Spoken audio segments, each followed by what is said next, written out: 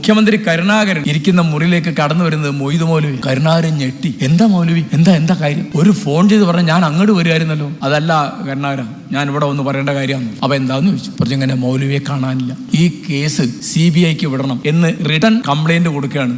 മൗലവി വന്നപ്പോൾ അത് വാർത്തയായി. ഉറപ്പല്ലേ? കാരണം കോഴിക്കോട്ട് നിന്ന് 108 വയസ്സുള്ള മൗലവി, ഇത്രയും പ്രധാനപ്പെട്ട ഒരാള്, കരുണാകരൻ ശരിക്കും പറിച്ചു. കരുണാകരൻ എന്ത് ചെയ്തു? അത് ക്രൈംബ്രാഞ്ചിന് കൊടുത്തു. അങ്ങനെ ചെയ്യാമെന്ന് മൗലവിയോട് പറഞ്ഞു. ശരി, ചെയ്തു എന്നും പറഞ്ഞു. കുറച്ച് കഴിഞ്ഞാണ് മൗലവിക്ക് ഇത് മനസ്സിലായി. അപ്പൊ മൗലവി ബഹളമൊക്കെ ഉണ്ടാക്കുന്നുണ്ട്. അപ്പൊ മൗലവി വന്നോടുകൂടി എന്റെ സംശയം ഒന്നുകൂടി ഉറച്ചു. കാരണം മൗലവിയുടെ ഒരു ബന്ധുവിനെയാണ് ഇദ്ദേഹം കല്യാണം കഴിച്ചത്. അപ്പൊ മൗലവി അന്ന് കരുണാകരനോട് പറഞ്ഞു, ചേകനൂർ മൗലവി ഞാനുമായിട്ട് 100 അഭിപ്രായ വ്യത്യാസമുണ്ട്, ഞങ്ങളൊരു അകന്ന ബന്ധുക്കൾ, അതൊന്നല്ല വിഷയം, ഒരാളെ കാണാനില്ല, അത് നിങ്ങൾ ഇങ്ങനെ ലോക്കൽ പോലീസിനെ വിട്ടാൽ പറ്റും. അങ്ങനെ എനിക്ക് തീർച്ചയായി ഇയാളെ കൊന്നുപോയി, അതിനൊരു തെളിവില്ല. അങ്ങനെ ഞാനൊരു ലേഖനം എഴുതിയത് മുഖ്യമന്ത്രി വായിച്ചറിയുവാൻ എന്നാണ്. അത് ആന്റണിയാണ് മുഖ്യമന്ത്രി. അപ്പോൾ ഇവരെ കാലം കഴിഞ്ഞു, കരുണാകരന്റെ കാലമൊക്കെ കഴിഞ്ഞു. അപ്പൊ ആ ലേഖനം ആണ് ശരിക്കും ഇതിലൊരു വലിയൊരു ഇതുണ്ടാക്കിയത്.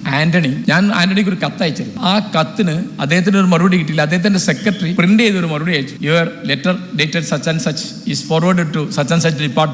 അതിന്റെ ഇടയ്ക്ക് ആന്റണി ഒരു വർത്തമാനം പറഞ്ഞു, ഇവിടുത്തെ സാംസ്കാരിക പ്രവർത്തകർ, സാഹിത്യകാരന്മാരൊന്നും വേണ്ട മാതിരി ഒന്നും പ്രതികരിക്കുന്നില്ല. അപ്പൊ ഞാൻ ഈ കത്തിലത് എന്നാ പ്രതികരിച്ചു കളയാം, താങ്കൾ എന്താ ചെയ്യാന്ന് ഞങ്ങൾക്കൊന്ന് കാണാമല്ലോ എന്നുള്ള മട്ടിൽ. അതൊന്നും ആന്റണി കണ്ടായിട്ട് കാണിച്ചില്ല. പക്ഷെ ആന്റണി ഇത് CBIക്ക് വിട്ടു. അപ്പൊ അതിനൊരു കാര്യം, CBI എടുക്കുമ്പോൾ നായനാരാണ് മുഖ്യമന്ത്രി.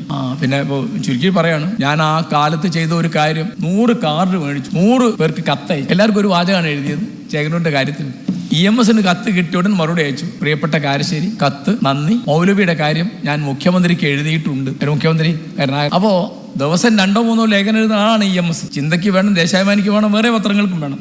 അദ്ദേഹത്തിന് ഒരു ബുദ്ധിമുട്ടുള്ള കാര്യമല്ല. പക്ഷേ ചേകനൂരിന്റെ കാര്യം പറഞ്ഞു, ഒരു ലേഖനം പോലും ആ പേര് അദ്ദേഹം മുഖ്യമന്ത്രിക്ക് എഴുതിയിട്ടുണ്ടോ? അദ്ദേഹം കളവ് പറയുന്ന ആളല്ല. പക്ഷെ മുഖ്യമന്ത്രിക്ക് ഒരു കത്ത് എഴുതി നിർത്തേണ്ട കാര്യമല്ലോ EMSനുണ്ടോ? അങ്ങനെ എനിക്ക് മനസ്സിലായി, ഇതിൽ ഒരാളുടെയും പിന്തുണ കിട്ടില്ല, ഒരു പാർട്ടിയും അത് ഏറ്റെടുത്തിരുന്നില്ല. 17 കൊല്ലം നീണ്ടു നിന്ന ഈ പൗരാവകാശ സമരത്തിന്റെ ഒരു കാര്യവും 140 മെമ്പർമാരുള്ള കൂട്ടത്തിൽ പ്രതിപക്ഷത്തോ ഭരണപക്ഷത്തുള്ള ഒരു മെമ്പറും ആ പേര് ചോദിച്ചിട്ടില്ല, പറഞ്ഞിട്ടില്ല സഭയിൽ. സ്പീക്കറോട് ചോദിക്കണ്ടേ? 25 കൊല്ലം മാസിക നടത്തിയ ഒരുത്തൻ, 18 പുസ്തകങ്ങൾ എഴുതിയ ഒരുത്തൻ, മഹാപണ്ഡിതനായ ഒരുത്തൻ, പരിഷ്കർത്താവായ ഒരുത്തൻ, പ്രസംഗിച്ചതിന്റെ പേരിൽ അവനെ കാണാതെയായി. പിന്നെ CBI വന്നിട്ട് അവരെ അറസ്റ്റ് ചെയ്യുന്നു, ലക്ഷദ്വീപ് നിന്ന് മറ്റോടത്ത് മറിച്ചോടത്തൊക്കെ. ഒരാൾ ചോദിച്ചിട്ടില്ല. അബ്ദുൽ നാസർ മദനിയുടെ പൗരാവകാശത്തിന് വേണ്ടി പ്രതിപക്ഷത്തും ഭരണപക്ഷത്തുള്ള 140 പേരും ഒരുമിച്ചു. 2 കാര്യത്തിനാണ് കേരള നിയമസഭയിൽ മെമ്പർമാർ ഒരുമിച്ചത്. ഒന്ന്, അവരുടെ ശമ്പളവും അലവൻസും വർദ്ധിപ്പിക്കാനുള്ളത്. അതെല്ലാവരും LDF UDF സ്വതന്ത്ര വ്യത്യാസമില്ലാതെ കൈപൊക്കി പാസ്സാക്കി. പിന്നൊന്ന്, അബ്ദുൽ നാസർ മദനിക്ക് പൗരാവകാശം ഉണ്ടല്ലോ, വേണ്ടേ? ഇവന് വേണ്ട, ആർക്ക്? ചേകനൂരിന് വേണ്ട. കാരണം ചേകനൂർ എന്ന് പറഞ്ഞാൽ ഒരു വോട്ട് ഉറപ്പിക്കാവുന്ന ഒരു കാരശ്ശേരിയുടെ വോട്ടുണ്ടാവും, വേറെ വോട്ടുണ്ടോ എന്ന് നിശ്ചയില്ല. അപ്പൊ ആർക്കത് വേണ്ടത്? വോട്ടില്ലാത്തവന് ആർക്ക് വേണം?